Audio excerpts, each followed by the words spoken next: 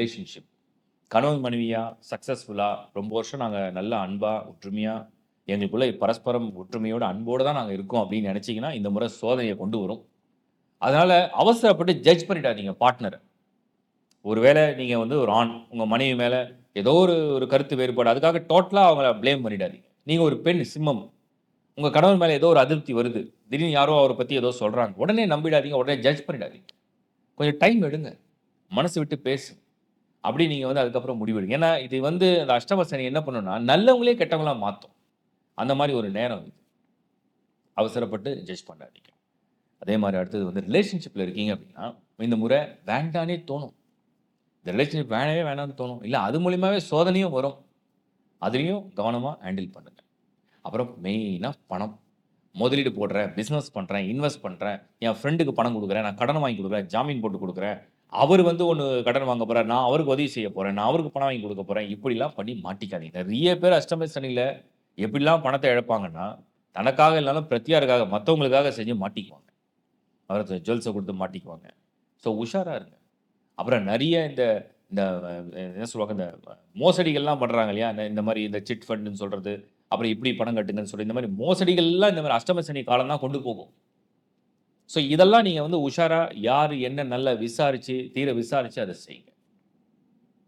So ஓவராலா அஷ்டம சனி அப்படிங்கிறது health, family, relationship, money, job, அதே மாரி உங்களுடைய ஸ்டேட்டஸ்.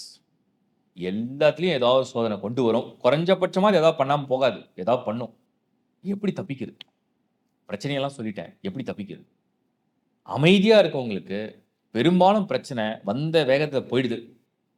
அடக்கமா இருக்கவங்களுக்கு பெரும்பாலும் பிரச்சனை கிட்ட வர்றதுக்கே யோசிக்கும். அமைதி, அடக்கம் 2 விஷயம். 3வது தான தர்மம். ஏதாவது ஒண்ணு யாருக்காவது தானம் பண்ணிட்டே இருங்க. இது வந்து உங்களுக்கு வந்து பல வகையில உங்களுக்கு ஏதாவது கெடுதல் நடக்கிற மாரி வந்தாலும், நடக்காம தடுக்கும். மீறி நடந்தாலும் உடனே நீங்க வெளில வந்துருவீங்க அதுலருந்து. ஸோ தான தர்மம். உதவி செய்யுங்க. இது வந்து உங்களுக்கு பெரும்பங்கு உங்கள காப்பாத்தும். பக்தி. உங்களுக்கு எந்த கடவுள் மேல நம்பிக்கை இருந்தாலும் பரவால்ல. இல்ல ஏதோ ஒரு சக்தி மேல உங்களுக்கு நம்பிக்கை இருக்கு. இல்ல இயற்கை மேல ஒரு நம்பிக்கை இருக்கு. ஏதோ ஒரு ஒரு பவர்ஸ் மேல உங்களுக்கு நம்பிக்கை இருக்கு. ஃபெய்த். அத வந்து முழு மனதோட ஈடுபாடோட அப்படி யார் மேலயுமே நம்பிக்கை இல்ல. எனக்கு வந்து எந்த கடவுள் மேல நம்பிக்கையே வரலங்க. எனக்கு உணரவே இல்ல அப்படின்னா, உங்கள நீங்க நம்புறீங்களா? உங்களுக்குள்ள நீங்க வந்து உணர்றீங்களா? நான் வந்து வாழ்றது என் என் என் வாழ்க்கை என்னால தான் நடக்குது அப்படின்னு நீங்க நம்புனீங்கன்னா, உங்களுக்குள்ள நீங்க மெடிடேட் பண்ணி, உங்களுடைய இன்னர் எனர்ஜிய நீங்க வந்து ஃபீல் பண்ணுங்க. அதுவே கூட ஒரு பாசிட்டிவ் எனர்ஜிய வந்து கிரியேட் பண்ணும். ஸோ அப்படி வந்து உங்கள நீங்க வந்து எப்படியாவது மெயின்டெயின் பண்ணீங்கன்னா, இந்த அஷ்டம சனி காலம் அப்படிங்கிறது 2025 மார்ச்ல இருந்து 2027 ஜூன் வரைக்கும். இந்த காலத்த ரொம்ப கரெக்ட்டா ஹேண்டில் பண்ணீங்கன்னா, பெரும்பங்கு பிரச்சனைகள்ல நீங்க விலகி வந்துரலாம்.